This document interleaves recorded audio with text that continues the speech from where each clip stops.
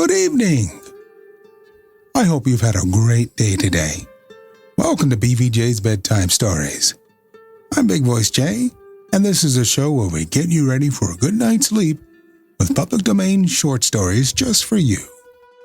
Links to all the stories can be found at the show notes at bedtimewithbvj.com. And if you'd like to support the show, there's a Buy Me a Coffee link on every page and post. Tonight we continue our story, The Reigate Squires, by Arthur Conan Doyle. Before entering, Holmes made an examination of the door which had been forced.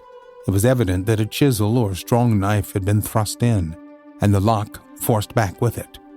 We could see the marks in the wood where it had been pushed in. "You don't use bars, then?" he asked. "We have never found it necessary." "You don't keep a dog?" "Yes, but he is chained on the other side of the house." "When do the servants go to bed?" "About 10. "I understand that William was usually in bed also at that hour." "Yes." "It is singular that on this particular night he should have been up. Now, I should be very glad if you would have the kindness to show us over the house, Mr. Cunningham." A stone-flagged passage, with the kitchens branching away from it, led by a wooden staircase directly to the first floor of the house. It came out upon the landing opposite to a second, more ornamental stair which came up from the front hall.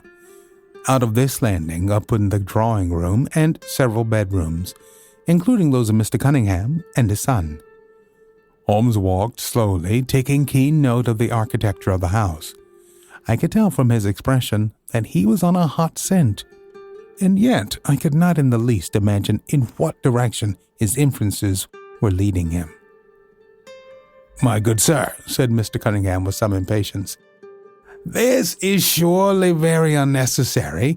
That is my room at the end of the stairs, and my son's is the one beyond it. I leave it to your judgment whether it was possible for the thief to have come up here without disturbing us." "You must try round and get on a fresh scent, I fancy," said the son with a rather malicious smile. "Still, I must ask you to humor me a little further. I should like, for example, to see how far the windows of the bedrooms command the front. This, I understand, is your son's room." He pushed open the door. "And that, I presume, is the dressing room in which he sat smoking when the alarm was given. Where does the window of that look out to?" He stepped across the bedroom, pushed open the door, and glanced round the other chamber. "I hope that you are satisfied now," said Mr. Cunningham tartly. "Thank you. I think I have seen all that I wished. Then, if it is really necessary, we can go into my room, if it is not too much trouble." The JP shrugged his shoulders and led the way into his own chamber, which was a plainly furnished and commonplace room. As we moved across it in the direction of the window, Holmes fell back until he and I were the last of the group. Near the foot of the bed stood a dish of oranges and a carafe of water. As we passed it, Holmes, to my unutterable astonishment, leaned over in front of me and deliberately knocked the whole thing over. The glass smashed into 1,000 pieces, and the fruit rolled about into every corner of the room. "You've done it now, Watson," said he, coolly. "A pretty mess you've made of the carpet." I stooped in some confusion and began to pick up the fruit, understanding for some reason my companion desired me to take the blame upon myself. The others did the same and set the table on its legs again. "Hello," cried the inspector. "Where's he got to?" Holmes had disappeared. "Wait here an instant," said young Alec Cunningham. "The fellow was off his head, in my opinion. Come with me, father, and see where he's got to." They rushed out of the room, leaving the inspector, the colonel, and me staring at each other. "'Pon my word, I am inclined to agree with Master Alec," said the official. "It may be the effect of this illness, but it seems to me that—" His words were cut short by a sudden scream of "Help! Help! Murder!" With a thrill, I recognized the voice as that of my friend. I rushed madly from the room onto the landing. The cries, which had sunk down into a hoarse, inarticulate shouting, came from the room which we had first visited. I dashed in and on into the dressing room beyond. The two Cunninghams were bending over the prostrate figure of Sherlock Holmes, the younger clutching his throat with both hands, while the elder seemed to be twisting one of his wrists.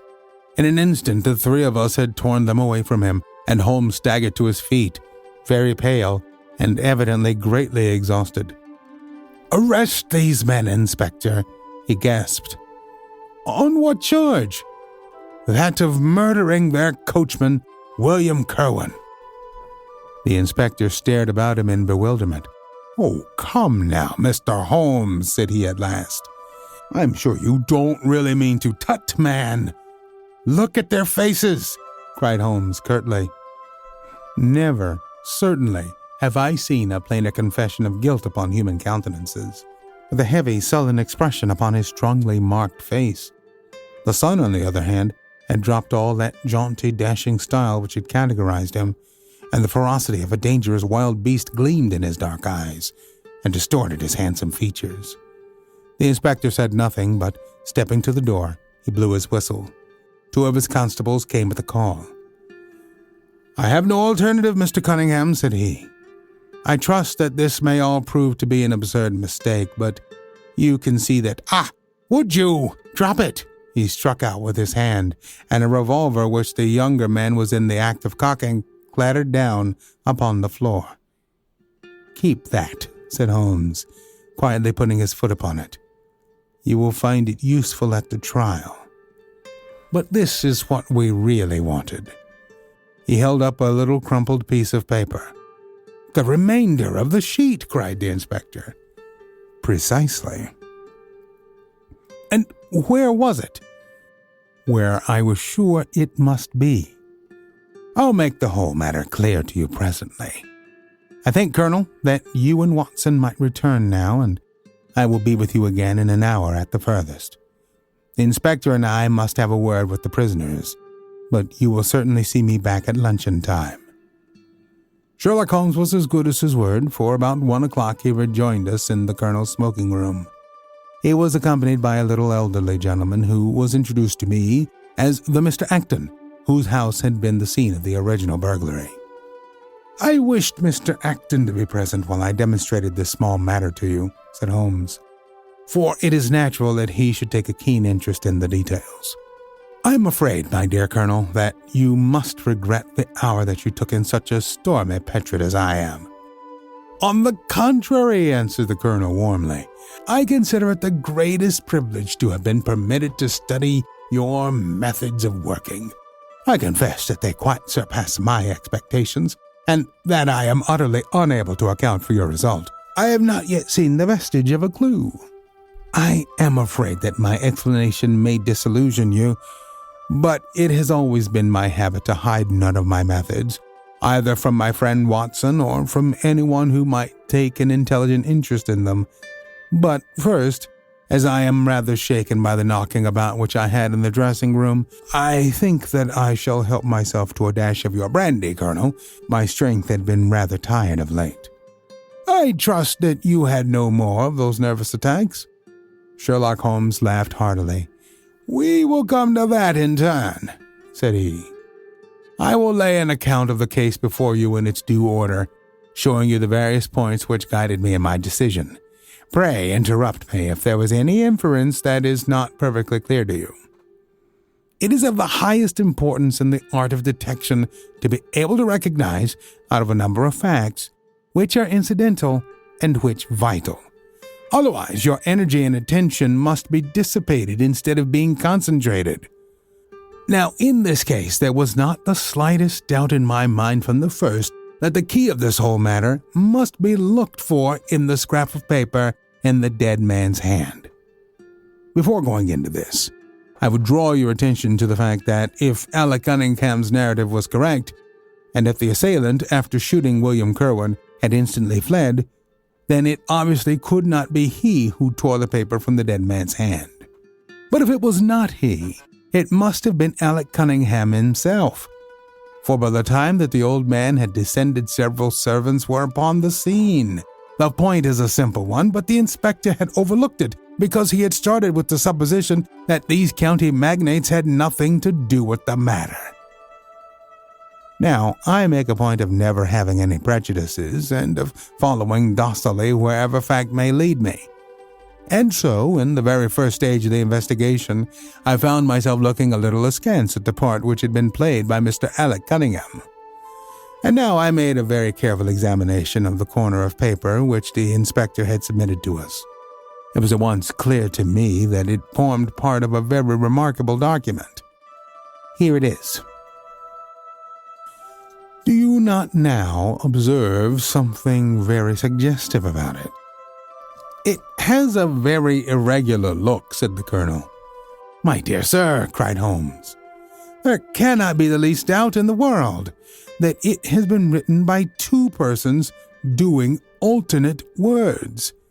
When I draw your attention to the strong T's of at and to, and ask you to compare them with the weak ones of quarter and 12, you will instantly recognize the fact.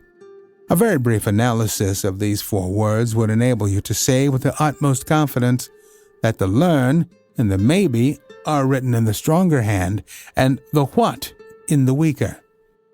By Jove, it's as clear as day, cried the colonel. Why on earth should two men write a letter in such a fashion? Obviously, the business was a bad one, and one of the men who distrusted the other was determined that, whatever was done, each should have an equal hand in it. Now, of the two men, it is clear that the one who wrote the at and to was the ringleader. How do you get at that? We might deduce it from the mere character of the one hand as compared with the other. But we have more assured reasons than that for supposing it. If you'll examine this scrap with attention, you will come to the conclusion that the man with the stronger hand wrote all his words first, leaving blanks for the other to fill up. These blanks were not always sufficient, and you can see that the second man had to squeeze to fit his quarter in between the at and the to, showing that the latter were already written. The man who wrote all his words first is undoubtedly the man who planned the affair. Excellent, cried Mr. Acton. But very superficial, said Holmes. We come now, however, to a point which is of importance. You may not be aware that the deduction of a man's age from his writing is one which has been brought to considerable accuracy by experts. In normal cases, one can place a man in his true decade with tolerable confidence. I say normal cases because ill health and physical weakness reproduce the signs of old age, even when the invalid is a youth.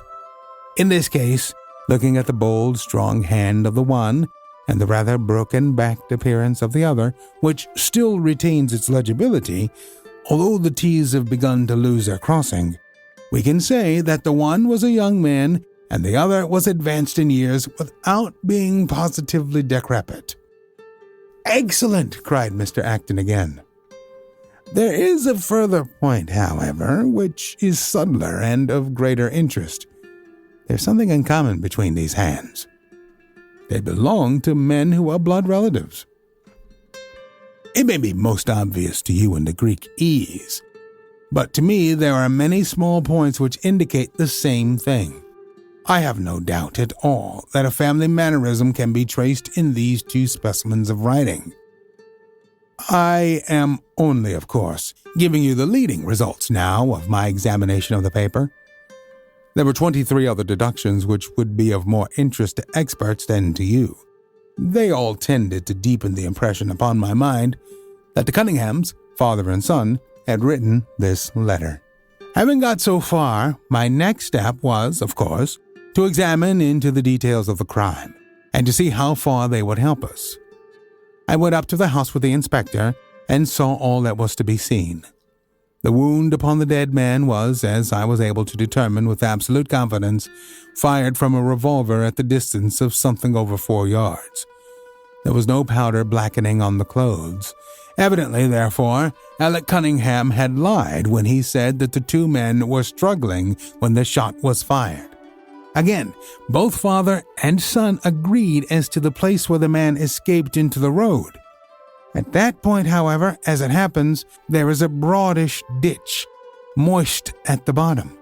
As there was no indication of boot marks about this ditch, I was absolutely sure not only that the Cunninghams had again lied, but that there had never been any unknown men upon the scene at all. And now I have to consider the motive of this singular crime. To get at this, I endeavored first of all to solve the reason of the original burglary of Mr. Acton's. I understood from something which the colonel had told us that a lawsuit had been going on between you, Mr. Acton, and the Cunninghams. Of course, it instantly occurred to me that they had broken into your library with the intention of getting at some document which might be of importance in the case. Precisely so, said Mr. Acton. There can be no possible doubt as to their intentions. I have the clearest claim upon half of their present estate, and if they could have found a single paper, which, fortunately, was in the strong box of my solicitors, they would undoubtedly have crippled our case. There you are, said Holmes, smiling. It was a dangerous, reckless attempt in which I seemed to trace the influence of young Alec. Having found nothing, they tried to divert suspicion by making it appear to be an ordinary burglary, to which end they carried off whatever they could lay their hands upon. That is all clear enough, but there was much that was still obscure. What I wanted above all was to get the missing part of that note. I was certain that Alec had torn it out of the dead man's hand, and almost certain that he must have thrust it into the pocket of his dressing gown. Where else could he have put it? The only question was whether it was still there. It was worth an effort to find out, and for that object we all went up to the house. The Cunninghams joined us, as you doubtless remember, outside the kitchen door. It was, of course, of the very first importance that they should not be reminded of the existence of this paper, otherwise they would naturally destroy it without delay. The inspector was about to tell them the importance which we attached to it when, by the luckiest chance in the world, I tumbled down in a sort of fit, and so changed the conversation. Good heavens, cried the colonel, laughing. You mean to say all our sympathy was wasted, and your fit and imposture?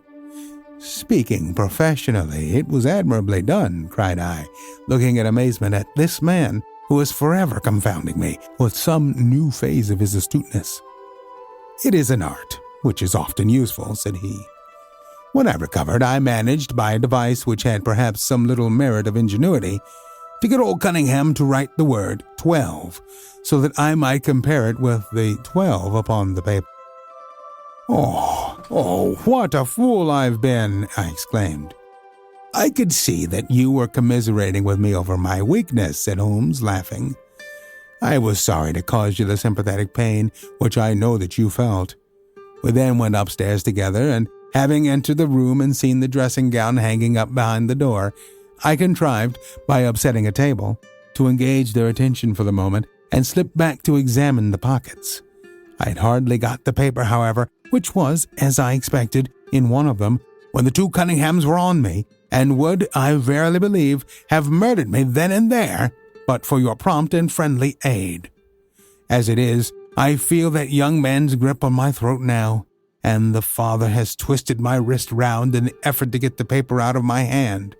They saw that I must know all about it, you see, and the sudden change from absolute security to complete despair made them perfectly desperate. I had a little talk with old Cunningham afterwards as to the motive of the crime. He was tractable enough, though his son was a perfect demon, ready to blow out his own or anybody else's brains if he had got to his revolver. When Cunningham saw that the case against him was so strong, he lost all heart and made a clean breast of everything. It seems that William had secretly followed his two masters on the night when they made their raid upon Mr. Acton's, and having thus got them into his power, proceeded, under threats of exposure, to levy blackmail upon them. Mr. Alec, however, was a dangerous man to play games of that sort with. It was a stroke of positive genius on his part to see in the burglary scare, which was convulsing the countryside, an opportunity of plausibly getting rid of the man whom he feared. Williams was decoyed up and shot, and had they only got the whole of the note and paid a little more attention to detail in the accessories, it is very possible that suspicion might never have been aroused. "And the note?" I asked. Sherlock Holmes placed the subjoined paper before us. Paper which reads, "If you will only come around at 11:45 to the East Gate, you will learn what will very much surprise you and may be of the greatest service to you and also to Annie Morrison. But say nothing to anyone upon the matter. It is very much the sort of thing that I expected," said he. "Of course, we do not yet know what the relations may have been between Alec Cunningham, William Kerwin, and Annie Morrison. The result shows that the trap was skillfully baited. I am sure that you cannot fail to be delighted with the traces of heredity shown in the P's and in the tails of the G's. The absence of the eye dots in the old man's writing is also most characteristic. Watson, I think our quiet rest in the country has been a distinct success, and I shall certainly return much invigorated to Baker Street tomorrow." We are always on the hunt for great stories like this one to feature on the show. Send your suggestions to bigvoicejay@gmail.com. We've got a YouTube channel full of stories from the show. Go to tiny.cc/BVJBedtime. Don't forget to leave us a review on iTunes. It helps to spread the word that we're putting people to sleep every single night. And if you'd like to support the show, there's a Buy Me a Coffee link on every page and post. Thank you so much for listening. Good night. Diamond Club hopes you have enjoyed this program.